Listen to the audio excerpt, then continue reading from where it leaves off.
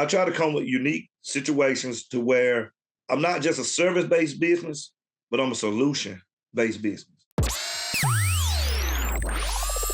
Welcome back to another episode of the Skid Steer Nation podcast. As always, I am your host, Ryan Deemer, and we have a guest today that I've had the pleasure of knowing a little bit for the last few years. I've been really excited to connect with him. We have tried numerous times over the last 6 or 8 months, and our schedules just didn't line up. And finally, this week, they did. He's from down in the Georgia area, so you Southern boys, look out. Here he comes. Before we introduce him, I do want to take just a half a second and remind all of you that skidsteernation.com is your source for high-quality American-made skid steer attachments. We actually vet and interview the manufacturers. We make sure their quality standards are up to our par, their customer service is there to match, and that the equipment that we offer on our website is perfect for excavation company owners because it's going to last a long time, provide you with a great return on investment, and give you wonderful finishes so customers keep calling you back for more and more. So if you're looking for new attachments to do work more efficiently, faster, or offer new services, head over to skidsteernation.com. All right, well, no further ado, I've got my good friend Eugene Stephens on the call today. Eugene, how are you today, man? I'm doing great, Ryan. How you doing? I'm doing fantastic. Like I said in the intro, man, I've been excited to connect with you. I mean, we talked for a couple hours, like a couple years ago. And I really enjoyed that conversation. I've been following you. We've been friends on the social media channels and been watching your work over the last few years. So when we finally got the interview scheduled, I was pretty excited to have you on. Me too. Glad to be here. Big fan. Yeah. Well, thank you very much, man. So yeah, you're more of a single owner operator with some side help from time to time when you need it still, correct? That's correct. Yeah. And you've got what, about 4, almost 5 years of full-time work doing this? Yes, sir. I've been at it about 5 years. Currently, at this very moment, due to the economy, I'm currently part-time, but I work for a small excavation company here in Macon. And so he knows about my business. So if I need to take off for a couple of days to do jobs, and I also have access to some of the equipment that we have on the job. So I pretty much drive trucks, move equipment, run equipment, basically a little bit of everything. Nice. And so you've been doing this quite a while. I mean, there's a lot of tasks that you know how to do inside and out. Have you learned anything new since you started working with another excavation company, like little tips or tricks or nuances? I truly have. Coming from the residential side, we do a lot of commercial work. So I'm learning a lot about, in the commercial work, bidding by the cubic yard, linear foot on your pipe. I'm also learning scheduling. Even on my small residential jobs, down to the smallest detail, the day before, I like to schedule everything. I make sure my trucking is lined up. I make sure all my materials are on the job. I don't want to hope that the next morning when I go get it, it's there. It needs to be there. Time is of the essence. And so I learned on the commercial side that it's more important than anything, because if we get held up on the excavation side, we basically hold all the other subs up. So it's very important from the smallest job to make sure you have your schedule and you try to eliminate as many surprises as possible. Yeah, and you're incorporating that more into your business now too, yes, even though it only affects really you. Right. Time is money, right? That's right. That is right. That's right. And have you noticed that it makes the customer experience better also? Like less hiccups, less things to explain or apologize, and like the customers just seem happier at the end of the job? That's correct. And I think a lot of times when I talk to my customers, it's the professionalism. You know, trying to see problems. When people hire us, they hire us as the professional. So when I go to the job site, I usually try to arrive like 30 minutes before the customer so I can kind of look at the lay of the land. As I drive to the job, I pay attention to sharp turns. You know, am I going to have trouble getting in and out the job? If I have dump trucks coming, are there any signs to say no trucks? You know, things of that nature. If I'm a bush hog in an area, I usually go to the next door neighbor and let them know, hey, we're going to have some construction going on between the hours of this time, just to let you know. If I work on the weekends, a lot of times I won't start work till around about 8:30 or 9 to give people time to get up, you know, with the day Some people want to sleep in. So you got to be mindful of things, little small details of things like that when you're dealing, even with the smallest job. Yeah, absolutely. I think that's wonderful words of advice for anyone out there listening. It's we get so fixated on our job that we forget about the surrounding people and even our customers and That's right. what's best for them. That's right. And when you can incorporate that into your work style, it just makes their experience so much better. And hopefully the word of mouth expand Yep, even farther. that's correct. That is very correct. Yeah. What are some jobs you've been doing lately, like with your business? Mostly we do a lot of where we have a lot of guys coming in buying old houses, and they're going to do renovation flips. So a lot of these houses have been abandoned for years, and we come in and clear around them, kind of get a nice rough grade so that subs can come in and don't have to worry about snakes and bugs and rodents and stuff like that. Clean up a lot of trash and things like that. I do a lot of driveway installs and driveway repairs. Let's see, we do a lot of culvert, put in new culverts and also culvert replacement. I do a lot of like debris cleanup. Just a lot of my jobs are just kind of like I love it, different day to day. It's never the same thing. We do a lot of drainage corrections, and those are some of my favorite, but also some of the most challenging jobs that I do. Which is probably why they're your favorite because anyone worth their salt likes a challenge from time to time. That's correct. That's correct. That's correct. And so I find that when I do jobs, I let my customers come with me, and they'll come and I say, well, what's your issue? Why did I get the call from you? So they'll say, well, I have a driveway, and every time I put rock on it and somebody come to repair it, 6 months later, I got the same problem over and over and over again. And by the time I get in touch with, I can already see the frustration. So the first thing I do, I walk and I say, we got to figure out what the problem is. Water flows downhill. So we got to find out where the water's coming from and how do we control it. And sometimes the most challenging thing is water has to go somewhere. So we can't just send it to your neighbor yard, and we can't just send it in the street. I try to come with unique situations to where I'm not just a service-based business, but I'm a solution-based business. And I That's a think key that's what word, man. Yeah. That's a key word. I So love that.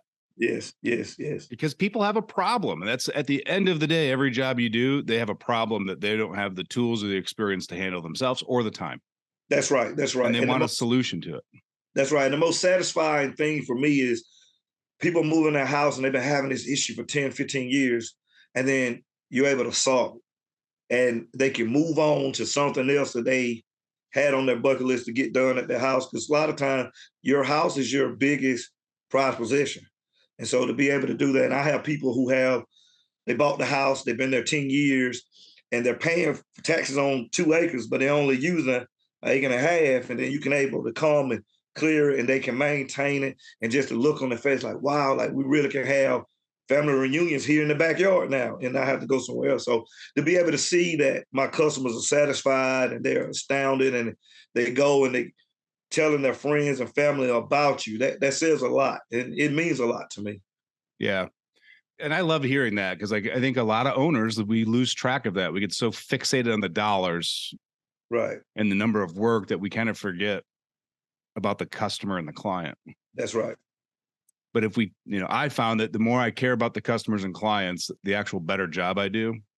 That's right. That's right. And everything just kind of works its way naturally, is from like their satisfaction to their word of mouth. They're giving, they're more willing to give you a review. You can ask them for referrals if they know whether neighbors or family or friends in the area that have similar problems that you can go contact. And it just, all stemming because you actually cared about the client at the end of the day. That's right. That's right. That's right. That's very, very true. So one of the things you talked about, and it took you a little while at the beginning, you said, but you've really got focused on knowing your numbers. That's right. And I'm just curious, like you were talking about the different services that you offer, like they're all geared towards the residential homeowner, but there's quite a variety between gravel driveways and drainage and land clearing. How difficult was it for you to get your numbers dialed in for different services? It was pretty difficult. You never have it down to a science. I find that for me, since I'm my own operator, and we're going through a labor shortage now, where it's hard to find good help. So I don't know where I read it at, but I learned that I can get more bang for my buck if I focus on the equipment to do the job, to be efficient on the job, and the attachments to do. So instead of doing, like for instance, chainsaws, I have guys to help me, but they really can't use the chainsaw effectively. So I bought a tree shear to limit the use of, the chainsaw.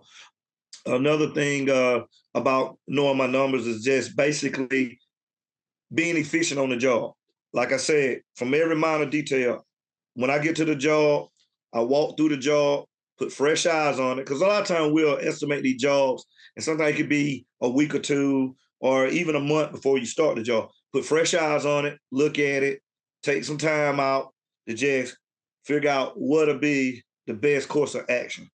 And I keep track of everything. When I start, I write down my start meter, and I'll say, well, I got to take out 5 trees. How quick can I get these trees down? I get them down, stop my timer. All right, I got to trim them up. So I get out with the chainsaw. How long? So I basically try to get my man hour and my machine hours down. And from that point on, I kind of start to see how much my fuel I use. If I bring in a load of dirt, I estimate 4 loads, ended up taking 3, then I kind of keep all that, and kind of keep it in check. So it takes time, and it constantly changes, especially with the way now price of a bucket would probably cost, a good bucket would have cost you maybe $2,000, where now it's almost about double that now. So it's always a ever changing thing, but you just got to kind of be in the ballpark. Know that you're not losing money is the key. Yeah. And I think, the one thing a lot of operators that I found or owners forget is like, there's a hard cost to owning that machine, that truck, that trailer, the insurance. Like those numbers don't change. Like if your loan payment's $700 a month, it's $700 a month, whether it leaves the lot or doesn't. That's right. So like a lot of times these guys don't calculate the hard cost numbers per hour. That's right. That's right. And I think that's where the people that you see make small margins or lose money. And I really feel it goes back to not knowing the hard numbers, not so much estimating the labor hours of a job. That's right. Correct. What did you do to like dial in your hard numbers? As far as my hard numbers, what I would do is I would, like my 550, I keep track of everything. I basically took my insurance costs, and I try to break it. It's hard to do it, but I try to break everything on my truck, everything by the mileage, by the mileage. And I'll set a hourly rate for the truck, on the job. When I get to the job, on my machine, I basically got my fuel and got everything, my insurance, everything down to the tag on the truck, my business license, everything. And I got it dialed into my hour on my machines. Even the note when I had my machine payment, my machine paid for, I still pay the same payment because that machine is going to have to be replaced. So I got everything down. And a lot of times with me, I just do straight day rates for my truck and my machines. I just do day rates. And I find it works great for me because I have specialized attachments and equipment so that I'm able to get in there and do a job quick, efficient, and we gone. And I have, in the time that I've been in business, I only had 2 callbacks, and it was not for a problem dealing with us on the job. Nice. So, and you never run into customers complaining that you are giving them a day rate, so they're assuming 8 hours of work and you're done in 4.5? No, I never. I bid it straight by the job. A lot of times, I see a lot of problems on certain jobs, but because I have the experience, I kind of can navigate. I haven't found a job yet that I couldn't do or had to have help, to do it. So I've been in it a long time, and I pay attention, and I'm always learning from YouTube. I never get complacent that I know everything about cutting a tree down. I'm always watching the guys that know how to do it. So I think if you start, people got to understand that you got to continue to invest in learning. The technology change day to day. Always be on the curve. Even if you're not interested in buying another attachment, know what's out there. Because you never know. You get on a job like, wow, I wonder, could we do this? Oh, there's attachment for this. So I think that what helps me. I'm always learning. Yeah, my father-in-law is a perfect example of that. Excuse me. He's retired and he has a separate building in his backyard. It's just a massive woodworking shop. And every Sunday we have dinner as a family, Sunday night dinner. And every Sunday he's got his laptop on his lap while we're waiting for dinner. And he's watching like wood turning videos or a video on a guy milling a tree. Right. Like but I mean, he's picking up little nuances to make him better at what he does by watching all those other guys do that. That's right. Right. I love it. And so I don't see myself really doing anything else. So for me, learning is not exactly learning. It's just I love it. And to see when I find something new, I'm like, what, I'm just ecstatic about it. It's amazing to me. I love it. Yeah. That's so cool. And I think it's great. I mean, I think sometimes we do get so caught up in running the business and operating that and balancing our personal life that we get stagnant. We just continue to do something the same way. That's right. And yet we're always wanting a different result. And it's literally the definition of insanity, is doing something the same way and expecting a different result. That's correct. That's correct. So unless you find a mentor or something online or, there's God, in today's world, we have access at literally our fingertips. Really. I mean, for me, when I finally figured out YouTube, that was one of the greatest things because and I like to watch people from other areas. Like I'll give an example, logging. I'm fascinated with logging, but to see how they log like up north somewhere where even when it rains, swamp, they got track machines, down here we use rubber tire cutters, but up there they use everything on track. So where if it rains here in Georgia, we shut down. Up there, they keep working. And I was like, well, why? I wonder why nobody ever thought about just taking the track machines from up there, bringing it here. And you can be the only one working when everybody else is, can't. And things like that, I just look at how we do everything different. Same thing about like land clearing.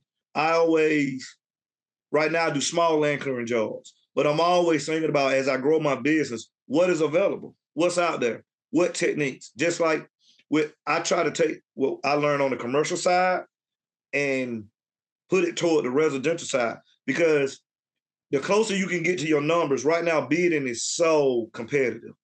I mean, if you're off by a dump truck load of dirt, that could be the difference between you getting a job and somebody else getting a job.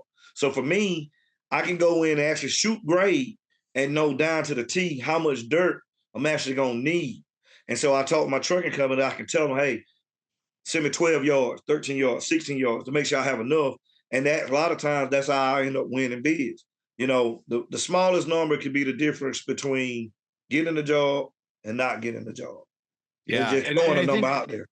And I think you bringing that up, like, let's dive into that a little bit. Like it doesn't matter where you go have coffee, where you eat lunch, whatever else, like people are like concerned about what 2024 is going to bring. We're on the brink of potentially being involved in 2 wars overseas. We've got a Senate and a House of Representatives that's an absolute utter mess. Right. A president that you either, I don't know if anyone loves him, but they just deal with him or hate him. And like, we don't know, like even I consider myself pretty astute. I'm like, who knows where next year brings us? The interest rates keep climbing up. That's correct. I think this is where it's going to be really important to know your numbers and provide a ton of value in your estimates and bids. Because like, do you see the number of job opportunities being smaller next year than they were this year with customers? I do. I see things.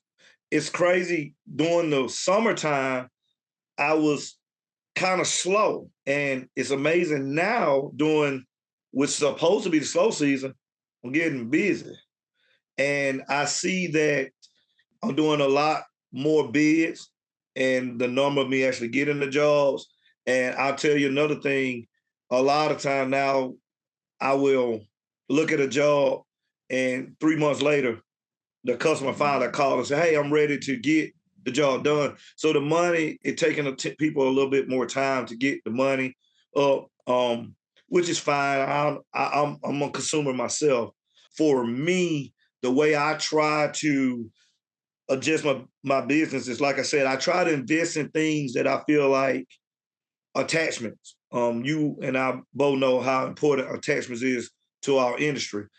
I have found an attachment that can actually turn a grapple horizontal, that you can go up to a tree and grab a tree and hold it just like a feather buncher. Things like that can allow you to do jobs that normally you have to have a whole crew to do, somebody to go up, on a lift to cut the limbs off. Little things that we can do to bring in a better return on investment, but not have to try to hire people not showing up. It just in this economy, it's just a lot, and nobody really knows. I really want to add a mini X to the business, but I got attachment that I'm just getting by with my skid steer. And if I get busy enough to where that mini X justify me owning it, then when I come to that point in that crossroads, I'll do that. But right now, I'm just keeping the skid steer, keeping my attachments, just trying to stay a small footprint and just wait it out and see what's gonna happen. In my heart of hearts, and it's the reason I always feel this way is because it feels counterintuitive to do this. But I always find that when times get a little tougher, if you get more focused on fewer services, right, you actually get busier. That's right.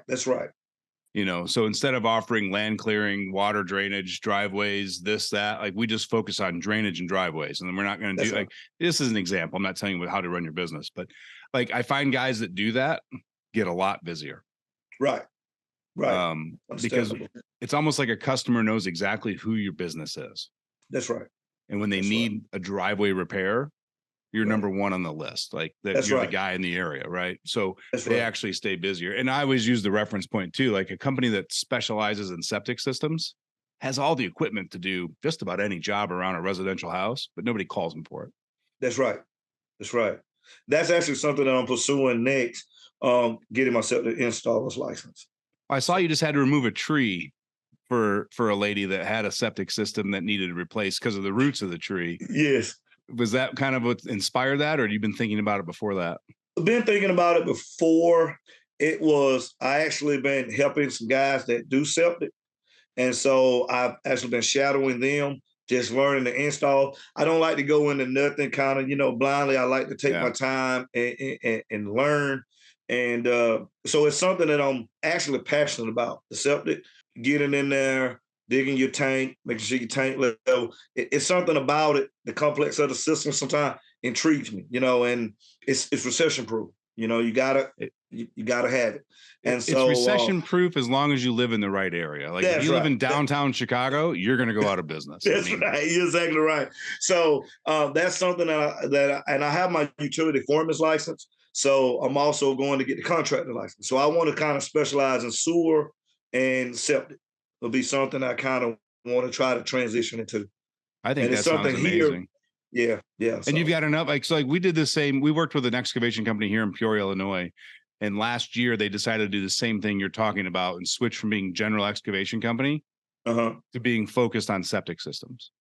Okay. And what we did was we basically just did some research. I actually had them do research, but they went and looked at like how many houses in your service area. One, how big is your service area? Are you willing to drive 2 hours, 1 hour, 40 minutes? Like what's your service area? And then how many houses in that service area actually have a septic system versus city sewer? That's right. Right. That's right. And then the third question I asked them is like, how many companies are doing septics in the area with an owner under the age of 55? Because what you find is like, I find especially in a lot of markets, the septic system guys have been doing it for 30 years and they're on the brink of retirement, man. Right. Like they're ready to get out, right? It's not a young man's game right now. It's an older man's game. That's septic because they had the equipment, they had the knowledge, they've got that's just who people call, right? Like you just always call that for your septic. And you're going to see a swing transition. But if you already noticed like, oh man, there's 4 companies in my area and all the guys are 35, how are you going to differentiate yourself from them? Or are you just going to be another 5th one in the pool? That's right. Makes sense. But if they're all 55, 60 years old, man, I would go buddy up to those guys try to make them my mentor. Right. A lot of those guys, they're picking and choosing jobs now, right? That's right. So maybe they'll throw you a bone on some stuff or some repair work or whatever, and like start getting you going. Because what you find, especially with older business owners, they don't give a shit about competition anymore. Right. They've already done it. That's right. That's right. But yeah, I think that's fantastic. And like finding recession-proof services, it's going to be important over the next 12, 24, possibly 36 months, in my opinion. That's correct. Very much so. You know, that guy that wants that extra half acre for family reunions, right? He might figure out how to make it work on an acre and a half because That's right. He want to spend the money. Like it's not a need, it's a want. That's right. That's right. No, I love what you're doing, man. And speaking of that, one of the things that you told me that you've been doing is really successful, and I don't hear a lot of guys talk about this for your marketing, is you just love to go Facebook Live. That's it's kind of crazy because on the Facebook Live thing, how that came about is I didn't have a GoPro camera. So I tried to film with my camera on my phone. And a lot of times I've spent so much time trying to edit it. So I was like, well, how about I go Facebook Live? And I was thinking about it for a minute. I said, well, the downside to it, if anything goes wrong, is live. And I'm like, well, you don't see that often. People need to see both sides. They need to see the good. They need to see the bad. So I like, what the heck? So I tried Facebook Live.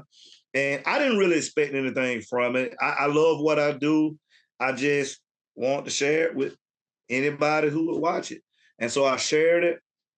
I did it and I shared it. And I started getting phone calls. People like, man, wow, what kind of machine is that? Like, man, like, and then I would get people would send requests like, okay, what is it actually doing? So I would stop and point the head down so they could see the teeth on. Like, wow, man, that's like, how do you change? And it just became a big conversation piece. And it's something that I love doing. And it really took my business like to a whole nother level. I've got jobs by people just wanting to see the machine work. So it's been amazing.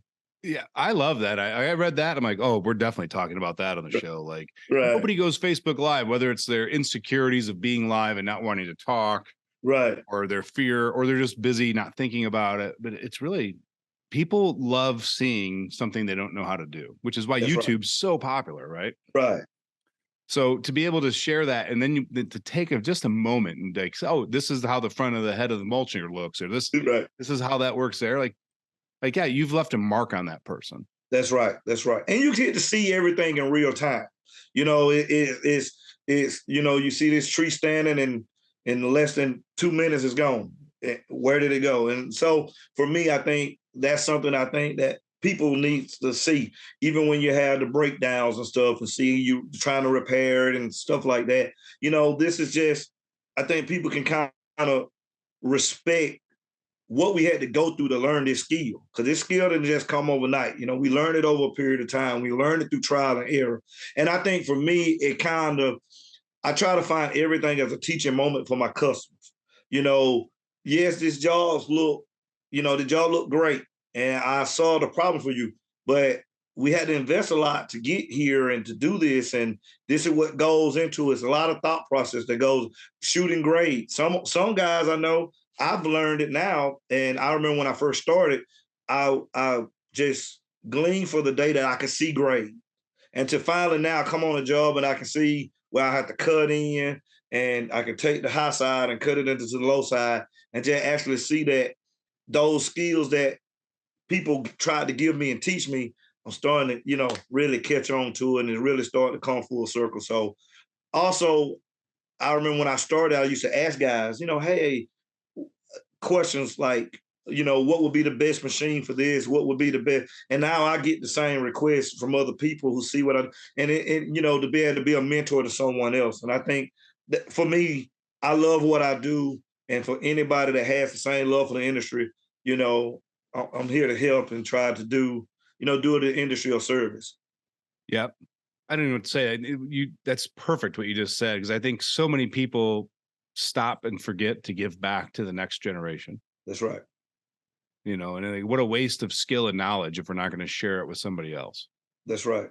That's right. And I always found myself, like, when I think I know how to do something really well, if I teach somebody how to do it, then I get really, I get even better at it. That's right. That's right. You know, to me, it's like the final phase of, like, you know, really understanding and knowing something is to teach it. That's right. That's right.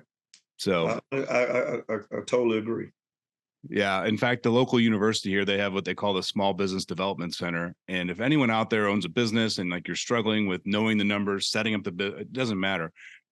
There's a Small Business Development Center in just about every mid to major town in the United States. And I highly recommend using them as a resource. It's free. It's provided for by the Small Business Association.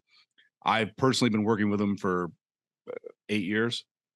But so now they've actually came back to me. And so now next month I have to go present 2 evenings in a row, 2 evenings in 2 different weeks, 2 weeks in a row, storytelling for social media posting, and then using artificial intelligence software to improve your storytelling to connect with consumers. So now I went from being a student to, like, basically being a teacher to other business owners in the area.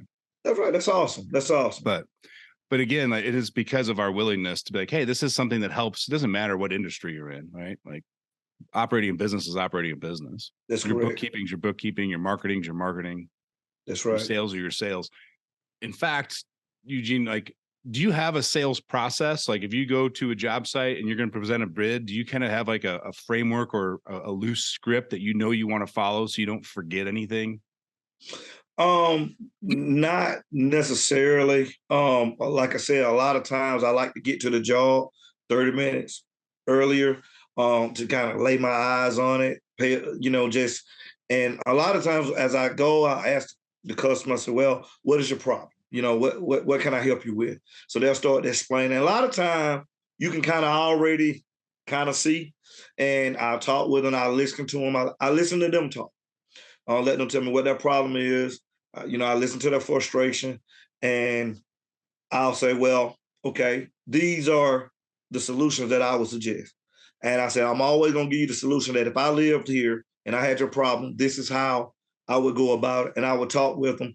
And after I talk with them about their problem, I also point out other things and stuff like that. And I found that people really like the professionalism, and if a customer wants me to do something that I feel like won't be beneficial to them, I won't just do it. I will say, well, we can do what you want to do, but it's not going to solve the problem.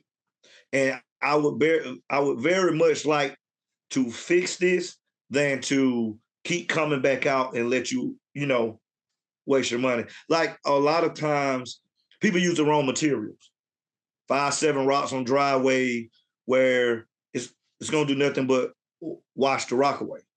I mean, not knowing that you can use crush, something with, that you can compact and things like that, change the direction from the water from a driveway. So I usually just listen to my customers and just kind of let my experience give them the, just right course of action, and it usually works for me, to be honest.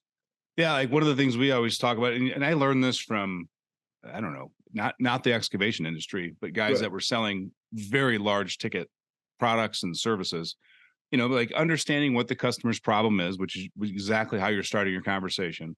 Right. The next thing they do is, what would make this successful when the work's completed? Like, so we can understand their expectations of what, like, that customer says, if my driveway doesn't look this way today, is the way it does today, in 6 months from now, I'd be happy. Right. So now we can set, and the reason we do that is so we can frame at the end of the conversation. So just to reiterate, this is the problem that we're having. This is the result that you're looking for, that you want to be happy with. And then we can go into the value of what your business offers, how you offer it, the guarantees, if you have any of that, and then the price point that solves the problem they're having and gives them exactly what they're looking for. That's correct. That's because correct. The more times you can get somebody to say yes during a conversation, it's just human psychology. Like, it's easier for them to say yes at the end. That's correct. That's correct. And on my driveway jobs and my drainage job, I offer warranties. A lot of people don't, but I'm pretty confident in, if the customer does it to the plan that I incorporate, I haven't had a call back yet. Yep. So, and Eugene, what I find is a lot of guys that don't have that guarantee or warranty, I asked them, I'm like, if you went back, if a customer called you 4 months from now and it says, hey, there's a massive pothole right in the middle of my road, would you go fix it? And they go, yeah. I go, then why aren't you listing that out as a warranty or a guarantee? Like, that's right. All you're doing is not communicating to them that you're going to service them for a time period after you do the work. That's right. That's right. So why not build it out as a guarantee or a warranty, or however you want to put it in? That's right. That's right. You know, that sense of security and that sense of professionalism, because like I said, you know, we're the professionals. You know, if we got to stand behind the work that we do, and you know, that's why I named my company after me. You know, after myself. You know, I believe in integrity. I try to be a person that I help. If I can help you, whether that's, you know, monetary or whether it's just giving you advice, that's what I'll do. So it keeps me honest, and it keeps, you know, let the people that I work for know that, you know, what you're getting is me. You're getting me. I'm passionate about what I do. I love what I do, and I wanted to show in my work, and I want to show in my equipment and in my truck. You know, my skid steer is a 2010. AC works on it, heat works on it. Everything works as it should. Only thing I need to change is some LED lights on it. But other than that, it's a jam up machine, and I service it. I'm real OCD, so I can't run it with one light out. Like I'm gonna have to fix that light. So even my work truck, it's a 2001, but AC work, heat work. I mean, I don't have a cut in the seats on the inside. Like I just don't believe in that. I just believe in if you take care of it, it take care of you. 100%, man. Right. 100%. We talked about that with a guy, I don't know, a year or so ago, but just the difference between having something that's 10 or 15 years old, but's well maintained and the upkeep is noticeable, right, versus having something that's a year old with mud packed in the tracks. The glass is filthy. It's dusty from the last job you did. Like, I'd rather hire the guy with the older equipment that takes care of it than the new equipment that looks like garbage. That's right. That's right. For sure, 100% for sure. And like I said, I myself, even on the inside, my machine is used for working, but every time I make sure I clean my tracks out. It just, you know, I do that also. One thing about me, when it rains, I do a lot of residential jobs. I make sure it dry because I don't want to spend most of the day trying to clean up what I fixed. You know, so I tell my cousin a lot of times I like to give it 2 days to dry, you know, before we also, when we do land clearing, a lot of times we're clearing one section of a yard, not the whole yard.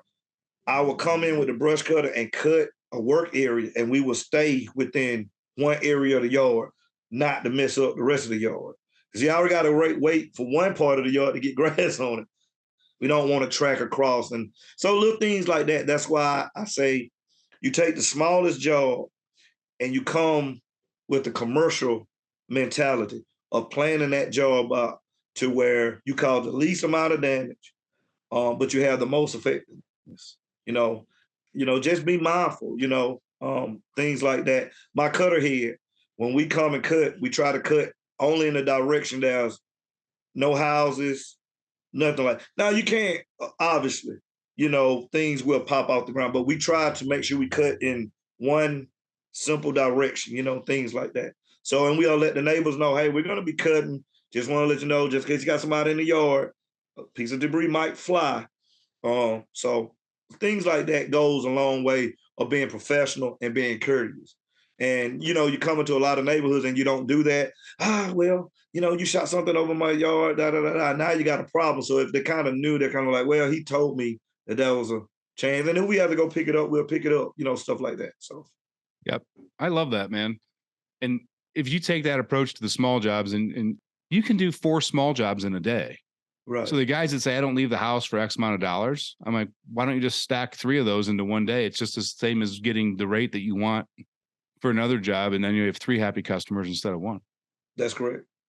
Because I mean, like, what you find, especially residential work, right? Like if you say, hey, I can't clear that section of the yard until next Wednesday, 9.9 times out of 10, they'll say that's okay. Yes. Yes. Like it's not a commercial project where the next guy's waiting for you to get the work done. That's right. That's right. Right. That's so right. There's no reason you can't go find 1 or 2 more in a 5-mile radius. That's correct. And then stack them on the same day. That's right. That's right. Because now you minimize your hauling fees, you minimize your load time, like all of the things that are hard costs we talked about earlier. We can That's right. we can, you know, separate those out over, and like, why drive 40 minutes 3 times? We can drive 40 minutes once and then 10 minutes around the area and then 40 minutes home. That's correct. And that's the efficiency. And like we were saying about the economy, these are small things that as business owners, we're going to have to learn to adjust on how we can, you know, figure out efficient ways to kind of save ourselves, but still keep our customers happy. Like a lot of times now, that's what I do. If I go look at a bunch of estimates, I'll look at a bunch of estimates and I'll figure out, okay, well, I try to schedule everything. If I'm going to be working on one side of town, we'll try to knock everything out on that one side of town, move to the next. So we don't do a whole lot of going back and forth and things like that. Mm-hmm. Another thing, estimates. In this industry, most of everybody has a diesel truck. Most of everybody. So what I found when I go do estimates, instead of going in my diesel, sometimes it's better to go in my little pickup, little gas guzzler, and I'll pick all my estimate and I'll go estimate to estimate, estimate to estimate, just to save on those 19.5 tires going up and down the road. And so for me, I drive my work truck is strictly when I go to work. You know, that just it has to, every mile has to be a paying mile. You know, in this economy, these are things that we got to start to think about. Yeah, we were blessed the last few years where we didn't have to be cautious of the little things. Right. You know, like we're doing the same thing in our business. Like we're more online marketing, sales, and all that. Like we're looking at all the areas that we've got all that extra fat that we've allowed to get into the business the last few years, and we're not so much cutting it to stop spending money. Right. I'm actually looking at like, all right, what are we wasting? And in what areas could we actually put more money into that would give us a better return on investment? That is correct. That is correct. You know, if I can free up $700 a month and then add that to my marketing budget to get an extra 4,000 people to our website, I'd rather do that than just hold the 700 back. That's right. That's right. You know, we sell one more attachment and we make that or more. So, you know, it's sometimes like, I think business owners get stuck in that mindset of like cutting back to them means not spending money. That's right. When it really needs to be like, no, where can we be more efficient, which costs us less money as a business? And then where can we reallocate that money to improve our business? That's correct. Problem solving. Like I got a funny story. So when I started my business, I had this 20-foot equipment trailer that I still own. But before I bought it, I was kind of going back and forth between a tilt trailer. Now, money-wise, I had the money already established for the 20-foot with ramps. But that 22 tilt gave me that 2-foot extra. And I was like, well, I wanted that 22-foot extra going to really hurt anything for the price that I was going to pay for it. So I said, nah, I'll be a little cheap and I'm going to go with that 20-foot. So I went with the 20-foot. And at the time, it worked great. But as I started buying attachments, now I'm realizing, okay, if I got to carry my cutter head and my grapple and my bucket, can't carry everything at one time. What do I do? So I like, do I buy another trailer? Do I sell the one I got and buy another trailer? I thought about it. I said, hey, what if I put a platform on my trailer so I can stick the cutter head on the bottom and put another attachment on top, turn the equipment the other way, and keep a bucket on the other end? I started Googling, and I see that Felling Trailer actually made a platform that you can get. So I went out to my local fab shop and had them make me a platform. So I spent an extra, $350 in materials, and I solved the problem. Still got the trailer to this day. Nice. And it works great. Nice. Yeah, I did not go cheap when I got the trailer. Like it was tilt deck. It was tilt deck or nothing, because I am not getting out to raise and lower ramps. Right. That was more of a personal choice for me. But I was like, nah, this thing's gonna be tilt. Like That's I right. don't need a big gooseneck trailer. I just need something to haul a skid steer and 1 or 2 attachments. It's gonna be right. Tilt. Right. Now if I could rewind the hands of time, I would have went tilt deck all the way. But at the time, like, what's the point in ramps? It ain't no big. Yeah, it's a big difference. Yeah. And then I don't know how many times like we borrow a buddy's trailer and he doesn't have like the spring loaded pins. It's like the natural, like a pin. Right. And then you're like, where the hell did that fucking pin go? And like, That's right. It's funny. My cousin, he bought a Big Tex dump trailer, and he wanted to get the one with the electronic, where it dropped the leg down electronic. And I'm like, man, you gotta pay $300 for that when you can just get the regular crank. To one day I got it.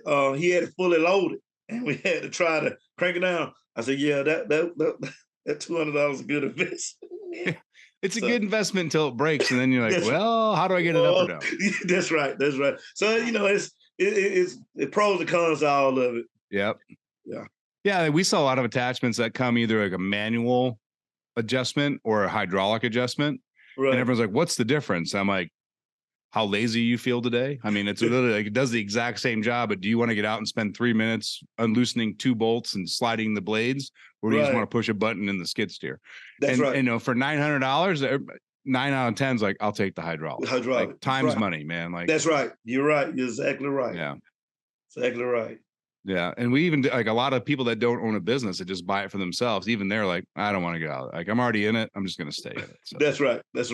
We've definitely become a community of easy. That's correct. Yeah, so, that is correct. So what's your vision for 2024? You're going to probably, I'm assuming you're going to focus on what you need to get done to do septics. That's correct. Septics and get my utility contractor's license. Like I said, probably going to do that. That's what my next focus is going to be. And then my son is 21 getting a CDL license, which is going to be great. And I already have a semi because before I started doing this, I had a trucking company. So I have a semi, and I found a good deal on a lowboy trailer, semi lowboy trailer.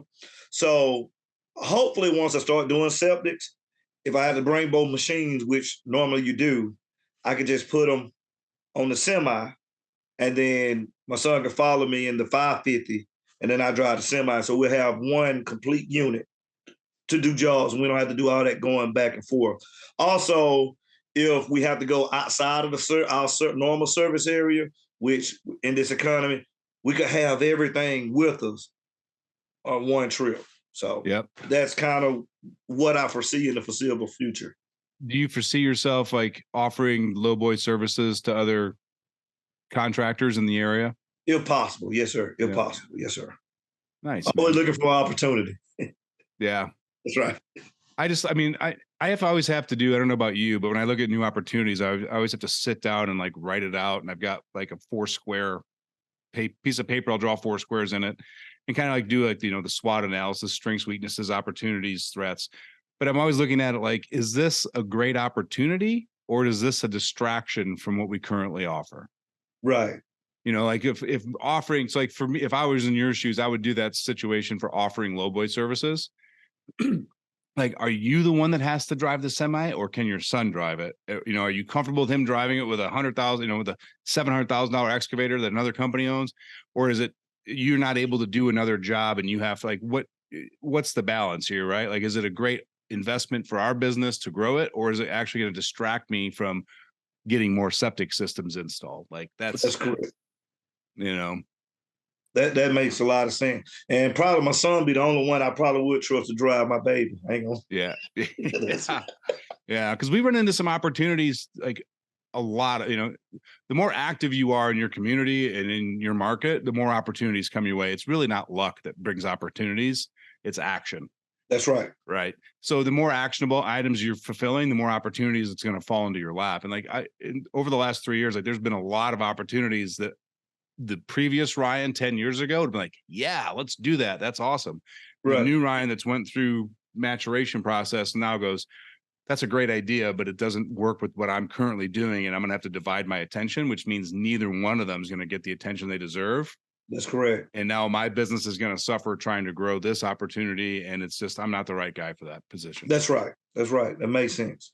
Yeah. It makes a lot of sense. And that we do the same thing with services too. Like you can't offer 50 services because you're not going to be great at any of them. And then you're not going to, nobody knows who you are and what you do. So like, again, like dialing in, knowing exactly who you are, what your vision goal is, and then setting those goals and creating action items So if you've got a goal to get your septic license and utility contractor license, like what's the time frame that you want that done in? Right now, I'm trying to get everything done before the work season. So I'm trying to have everything done about February, March time. So I'm studying and stuff like that, getting all my books. And so I got a few classes that I'm gonna take to actually do like a steady prep. So I'm gonna do a steady prep. So I read it myself, but my mind would analyze things 3 or 4 different ways. So that's why I like to actually go and get hands on. So before I started my business, my trucking company, I worked at a construction company laying pipe. So I kind of have, that's how I got the foreman's license. So I have experience doing it. But things change so much. So I'm just kind of working with contractors and kind of getting myself back into seeing how everything actually works and then studying at the same time. So I hope to have everything by February or March. Yeah. I mean, and for me personally, I know how I'm wired in my head. I would say I want it all done by February, and then like the middle of January would come and I'd be like, oh my God, I haven't done anything yet. Right. So I personally have to break down that goal into action items. So like for me, I would have been like, all right, I need to have the study prep course ordered by this date. I need to have it completed by this date. I need to schedule the course for this date. Otherwise, I won't hit my goal in February because I know myself, like I'll just like, oh, I've got till February. Right. I understand completely. Completely. So I got to break everything down into small action items. Right. So to get to the main goal. I understand that completely. We're actually converting our whole business to that mindset. So we've got our team members now have to fill out their daily tasks. Okay. And then all those tasks have to be associated to an initiative that they're working on. Okay. Like for you, like getting your license would be the initiative. And then all the tasks would be the steps you need to do in order to finish that initiative. Okay. So we're actually transitioning our entire business to that mindset and model. So we'll have initiatives, like we've got a software that we're using where we have all the initiatives for us individually and collectively as a team. Okay. And then we can look at all the tasks that's upcoming, on track, behind schedule, and then we can kind of work as a team. So Marlon can look at Mercy and say, hey, I see you're behind schedule on this. What can I do to help you? Okay. But again, like otherwise we found like we got a lot of projects to the 10-yard line, but none of them to the end zone. I got you. Makes sense. Makes sense. It's like we're doing our social media posting good, not great. Right. That's right. We're doing the podcast good. We're not creating the short clips to promote it and advertise it and get those out in different channels on a consistent basis. So now it's like, all right, the initiatives all change, the tasks change, and we're just starting to build processes for every area of our business. Okay. Because that allows me to keep things on track. Because otherwise, like, again, like we worked on a project 4 months ago, and last week I found a file on our Google Drive, and I'm like, shit, we haven't touched that in 3 months and it's not completed yet. Like it's 80% done, like everything else. Like, let's just, what do we got to do to take it to the end zone? That's right. That's the main goal. Man, Eugene, this has been an awesome conversation. Yeah, man. I enjoyed it. Yeah, me too. I think, you've got a lot of great experience for you personally. I love that, a lot of business owners don't have the humility to go, you know what, I'm going to go work with somebody else again, whether it's to fill time or to learn new operation procedures, like, going into the commercial world and learning how to put that into the residential world. Right. A lot of guys will say, no, man, I own a business. I'm not working for anybody else. Like they've got that stoic, that proud. And you're like, no, we're not swamped. We're not as busy as we need to be. I don't know if we're going to be. Winter's coming. I'm going to go do this. And I'm going to use it to my advantage and learn how commercial companies do it so I can make my residential business better. And I love that. That's right. And all of this stuff is a stepping stone. So when you get to the commercial realm, you kind of got, success is just being prepared. Right now, we have to be, preparedness is the key. Being prepared, being able to take information, decipher that information, and make a conscious decision. And so long as you know that you got the right information and enough information, you can make a decision and kind of stand on it. And so for me, learning something that I don't know and learning it from someone who's willing to teach, that's a prize within itself. So I'm learning a lot. Like I said, they bought a brand new truck. So I drive a brand new semi pretty much with a dump trailer. I love it. And I learn a lot. I really do enjoy it. I mean, I had to move a Traco to a job, a clearing job. Got to the clearing job, and I was waiting on one of the operators to come, and it was a slow day. So I'm waiting on him to get here, and I'm like, I wonder where everybody at. So we had a brand new next gen 320. Never ran the 320, and a lot of guys didn't like it. So I'm like, I want to just see what the fuss is about. And then I went out there and started clearing. Before you know it, I cleared the whole lot. Had everything piled up, ready to go. So boss man came down and he was like, wow, well, they can just send one guy to do everything, and it helps me, and I'm learning, and I love, like I said, I love it. So anytime I can get any equipment and work, I love it. Yeah. So like I said, they work around my schedule. I can't beat it. Well, you've got the number one secret sauce that any business that's going to be successful needs, and that's passion. That's right. So congratulations to you, man. Like nothing like loving what you do every day. That's right. I appreciate it. That's fantastic. Well, Eugene, man, thanks so much for carving out some time for us in your schedule today. We truly appreciate having you on. Thoroughly enjoyed the conversation today, and just want to say thank you. I appreciate it. Thank you. Glad to be here. Thank you.